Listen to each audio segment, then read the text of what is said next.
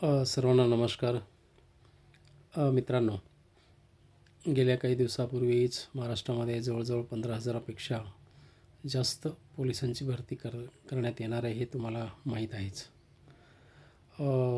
या पोलीस भरतीमध्ये प्रत्येक जिल्ह्याला काही विशिष्ट जागा आहेत आणि त्या दृष्टिकोनातून आपण अर्ज केला असेलच अशी अपेक्षा व्यक्त करूया. या परीक्षेचं जे स्वरूप आहे ते स्वरूप तुम्हाला माहीत असेलच. या परीक्षेमध्ये PET आणि PST अशा प्रकारच्या 2 फिजिकल टेस्ट आहेत.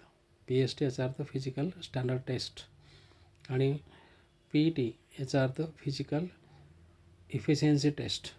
आणि या फिजिकल इफिशियन्सी टेस्टला एकूण 50 मार्क्स आहेत. त्याच्यामध्ये गोळाफेक आणि धावणे ह्या अशा 2 प्रकारच्या त्या ठिकाणी स्पर्धा असतात. त्यामध्ये 50 मार्क दिले जातात आणि उरलेले 100 मार्क जे आहेत ते तुम्हाला लेखी परीक्षेमध्ये घ्यायचे असतात. एकूण ही 150 मार्काची टेस्ट आहे आणि या 150 मार्कामध्ये 50 मार्क फिजिकल आणि 100 मार्क जे आहेत ते रिटन एक्झाम, ज्याला लेखी परीक्षा असं म्हणतात. ही लेखी परीक्षा जी आहे ती सगळी वस्तुनिष्ठ स्वरूपाची असते आणि परीक्षा अत्यंत साधी आणि सोपी असते. पण बरेचसे विद्यार्थी या परीक्षेमध्ये त्या ठिकाणी त्याचं जे नापास होतात आणि साधारणतः 60 ते 70% त्या ठिकाणी कट ऑफ जातो. म्हणजे साधारणतः 90 ते 105च्या 110च्या दरम्यानमध्ये त्या ठिकाणी कट ऑफ जातो. अर्थात कट ऑफ हा कॅटेगरी वाईज त्या ठिकाणी असतो. लेखी परीक्षेमध्ये एकूण त्या ठिकाणी 4 पेपर असतात. मराठी हे 25 मार्काचं असतं. गणित हे सुद्धा या ठिकाणी 25 मार्काचं असतं. बुद्धिमत्ता 25 मार्काचं असतं. आणि चौथा जो भाग आहे तो आहे GK आणि करंट अफेअर्स, त्याला चालू घडामोडी असं म्हणतात. ते एकूण 25 मार्काचं असतं. एकूण 100 मार्काची टेस्ट. एकूण वेळ जो आहे तो 90 मिनिटांचा वेळ आहे आणि 100 प्रश्न आहेत. आणि हे 100 प्रश्न सगळे वस्तुनिष्ठ स्वरूपाचे आहेत. याच्यामध्ये कुठलीही निगेटिव्ह सिस्टीम नाही आहे. म्हणजे एखादा प्रश्न आपला चुकला तर याच्यामध्ये मार्क्स कमी होत नाही आहे. आणि म्हणूनच विद्यार्थी जवळजवळ येत असलेले आणि नसलेले हे सगळेचे सगळे क्वेश्चन त्या ठिकाणी अटेम्प्ट करायचे असतात, की जेणेकरून त्या विद्यार्थ्यांना जास्तीत जास्त मार्क मिळतील. आता मराठीमध्ये हे 10वीपर्यंतचा सिलेबस असेल, त्याचं ते साधारणतः व्याकरण, त्याच्यामध्ये व्याकरणावर जास्त भर असतो. गणितामध्येही एक 8-10 प्रकरणं आहेत की जे तुम्ही 10वीपर्यंत शिकलेले आहात, त्याच्यावरती त्या ठिकाणी प्रश्न असतील. बुद्धिमत्तेमध्ये वेगवेगळे जे घटक आहेत ते इंटेलिजन्स टेस्ट असं ज्याला म्हणतात, त्याच्यावरती त्या ठिकाणी ऑब्जेक्टिव्ह प्रश्न असतात. आणि GK मात्र हा सविस्तर घटक असलेला मोठा घटक आहे. करंट अफेअर किंवा चालू घडामोडी जे आहे ते साधारणतः 2-4 मार्कासाठी विचारलं जातं आणि बाकी GK जे आहे ते साधारणतः 20-21 मार्क्ससाठी विचारलं जातं. GKमध्ये भरपूर विषय आहेत. GKमध्ये इतिहास आहे, भूगोल आहे, नागरिकशास्त्र आहे, अर्थशास्त्र आहे, त्यानंतर राज्यशास्त्र आहे, विज्ञान आहे आणि हे सगळे घटक GKमध्ये असतात. आणि म्हणून GK हा जो पेपर येतो तो त्या ठिकाणी फास्ट म्हणजे मोठ्या प्रमाणावर त्याचा त्या ठिकाणी सिलेबस असतो. आणि अशा पद्धतीनं हे 100 मार्क आणि फिजिकल 50 मार्क अशी दोन्हींची मिळून त्या ठिकाणी मेरिट लिस्ट लागते. आणि दोन्ही परीक्षेमध्ये जे विद्यार्थी सर्वात जास्त मार्क घेतात कॅटेगरीनिहाय, त्यांचं त्या ठिकाणी सिलेक्शन होतं. 9 महिन्याचं ट्रेनिंग दिलं जातं आणि नंतर मग रेग्युलर पोलीस डिपार्टमेंटमध्ये अशा लोकांची नेमणूक केली जाते. तर मित्र, थोडासा जरी आपण काळजीपूर्वक त्या ठिकाणी अभ्यास जर केला तर ही परीक्षा बऱ्यापैकी सोपी आहे.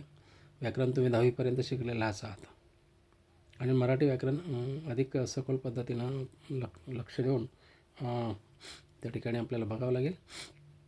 गणिताचाही भाग तोच आहे. 10वीपर्यंतचे सर्व सिलेबस त्याच्यामध्ये आहे.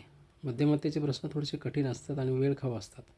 बुद्धिमत्तेला थोडंसं जास्तीचा वेळ लागतो, कारण बुद्धिमत्तेला त्या ठिकाणी त्याचा संबंध शोधणं, त्यामध्ये कोणता संबंध आहेत आणि त्या दृष्टीनं मग येणारं पद कोणतं आहे हे काढण्यासाठी कदाचित काही लोकांना वेळ लागतो आणि मग वेळ पुरत नाहीत. अशा प्रकारच्या तक्रारी विद्यार्थ्यांच्या असतात आणि मग बुद्धिमत्तेला सराव करण्याची जास्त गरज आहे. तर तसं पाहिलं तर सराव सगळ्याच पेपरला करण्याची गरज आहे. आणि GK जे आहे जनरल नॉलेज, तर GKमध्ये हे सर्व विषय असल्यामुळं 5 ते 6 विषय असल्यामुळे इतिहास, भूगोल, नागरिकशास्त्र, अर्थशास्त्र त्यानंतर विज्ञान, तिन्ही विज्ञान, मग त्याच्यामध्ये पदार्थ विज्ञान आलं, जीवशास्त्र आलं आणि रसायनशास्त्र पण आलं. तर असे मिळून साधारणतः 20 मार्क आणि 5 मार्काचं साधारणतः चालू घडामोडीमध्येही राष्ट्रीय आणि आंतरराष्ट्रीय घटना ज्या असतील, विशेषतः त्याच्यामध्ये खेळावरच जास्त प्रश्न आतापर्यंत विचारले गेलेले आहेत. तर अशा पद्धतीनं सर्वंकष पद्धतीनं त्या ठिकाणी जर आपण अभ्यास केला तर ही परीक्षा मला असं वाटतं की हुशार विद्यार्थी पहिल्याच प्रयत्नामध्ये त्या ठिकाणी त्यांचं सिलेक्शन होणं फारसं अवघड नाही आहे. राहतं फिजिकलमध्ये 50 मार्काचं जे आहे तर रनिंग आणि गोळाफेक आहे.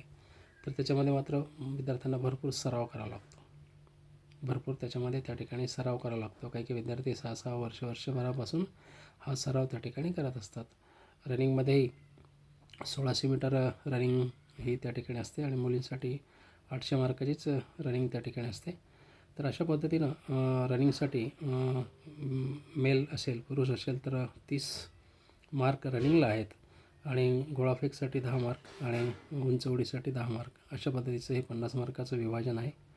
आणि मुलींसाठी मात्र त्या ठिकाणी जे आहे ते 800 मीटर रनिंग आहे, नंतर 4 किलो त्या ठिकाणी गोळाफेक आहे आणि उंच उडी जी आहे ती 2.5 मीटर, अशा पद्धतीचे 25, 15 आणि 10 अशा मार्काचं त्या ठिकाणी विभाजन आहे. म्हणजे त्यांनाही 50 मार्काचं एकूण PET ही परीक्षा आहे आणि PETचे 50 मार्क आणि लेखी परीक्षेचे 100 मार्क असं दोन्ही मिळून एकत्रित मेरिट त्या ठिकाणी लावलं जातं.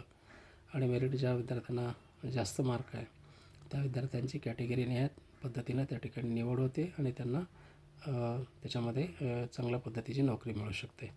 पुढे पोलिसांचं नंतर प्रमोशन होऊन आपण काही जी मंडळी आहेत पोलीसमधली, ती पुन्हा डिपार्टमेंटमध्ये गेल्यानंतर पुन्हा विभागीय परीक्षा देतात, डिपार्टमेंट एक्झाम देतात आणि पुढे पोलीस उपनिरीक्षक किंवा पोलीस निरीक्षक पण आणि कधीकधी DYSP पदापर्यंत हे सुद्धा त्या ठिकाणी जातात. आणि म्हणून सिस्टमॅटिक पद्धतीनं चांगल्या पद्धतीनं जर आपण अभ्यास केला तर ही परीक्षा क्रॅक करणं काही फारसं अवघड नाही आहे. रेडियन्स ग्लोबल अकॅडमीतर्फे आम्ही काही डेमो क्लास, फ्री क्लास त्या ठिकाणी घेणार आहोत. तर या ठिकाणी जो व्हॉट्सअप ग्रुप केलेला आहे त्या ग्रुपला जर आपण अटॅच झालात तर आम्ही अशा प्रकारचे क्लासेसची सुविधा आपणाला देत आहोत. त्याच्यामधून आम्ही लेखी परीक्षेबाबत मार्गदर्शन करणार आहोतच.